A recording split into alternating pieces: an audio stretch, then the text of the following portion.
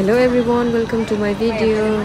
मैले चाहिँ after so long यो भिडियोमा भोइस ओभर गर्दैछु किनभने यो भिडियो चाहिँ र्यान्डमली बनाएको थिएँ, त्यही भएर मैले बोलेर भिडियो बनाएको थिएन। यो चाहिँ अबुधाबीमा रहेको वार्नर ब्रदर हो जुन चाहिँ यस आइल्यान्डमा लोकेटेड छ। त्यहाँ गएको थियौँ हामी।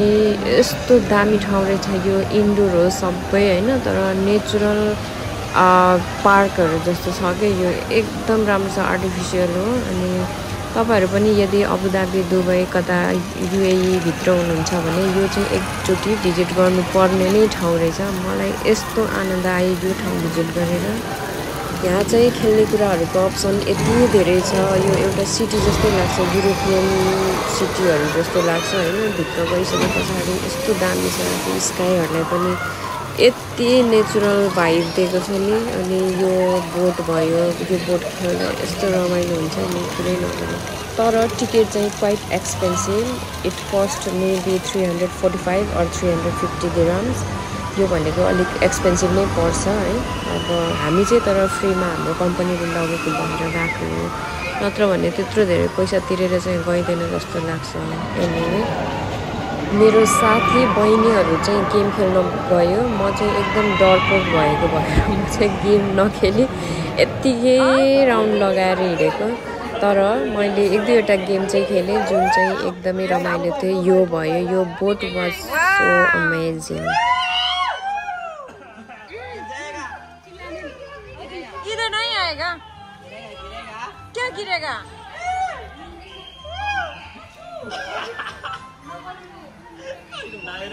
Wow, look at it, it's so beautiful. Oh no, achoo! It is so cool. Okay. عدم رش الماء. يجب إبقاء اليدين والساقين داخل المركبة في جميع الأوقات. I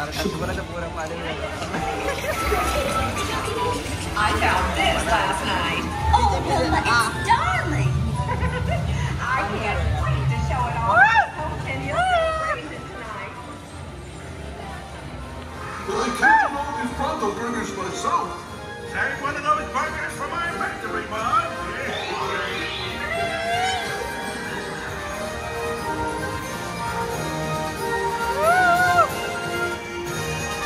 Attaboy. Come on, easy, Tito. Attaboy, now.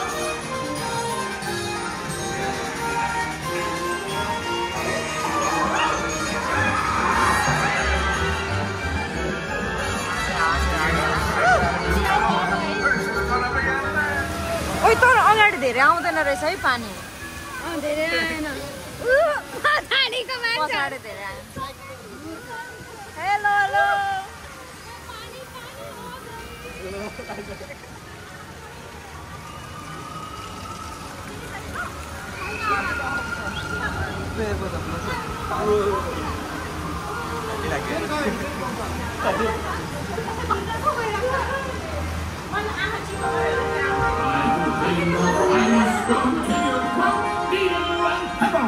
Looks like Tito's good for something, Fred.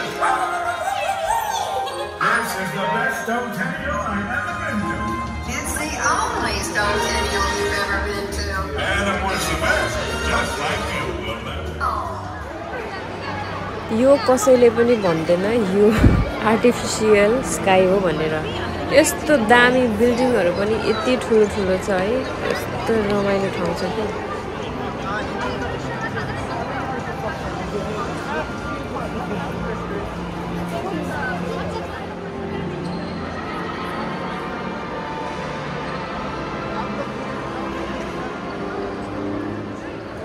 यति बेलासम्म चाहिँ हामी आधी जस्तो गेम खेलिसकेको थियौँ। अनि भोक लागेको भएर रेस्टुरेन्टको खोजीमा थियौँ। हाम्रो टिकटमा चाहिँ खाना पनि इन्क्लुडिङ थियो, त्यही भएर हामी रेस्टुरेन्ट खोज्दै थियौँ।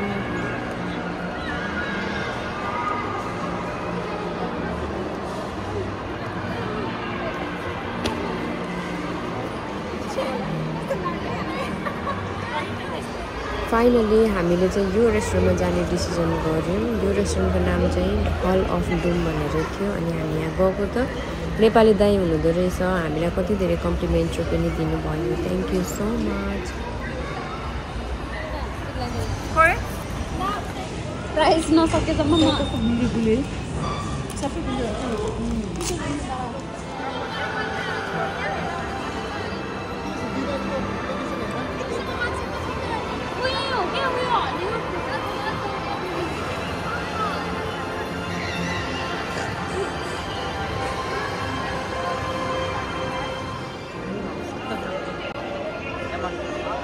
यो सबै आर्टिफिसियल आकाश बनाएको यहाँ अनि यो चाहिँ एकदम विदेशी भाइब छ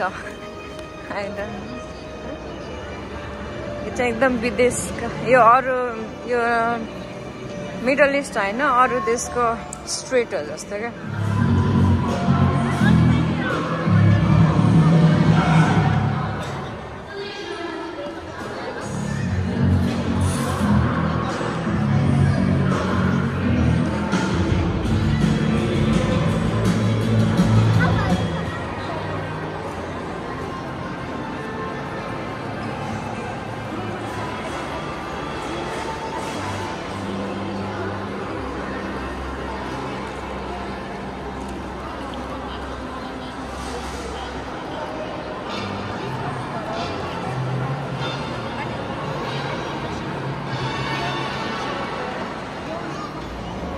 म चाहिँ अहिले यो वार्नर ब्रदरको आई थिङ्क सेन्टर पोइन्ट होला यो सेन्टर पोइन्ट होला यहाँनिर छु होइन अनि यो चाहिँ स्काई जुन देखिराख्नु भएको छ यो आकाश यो चाहिँ नेचुरल आकाश होइन क्या यो आर्टिफिसियल आकाश हो किन हामी चाहिँ एकदम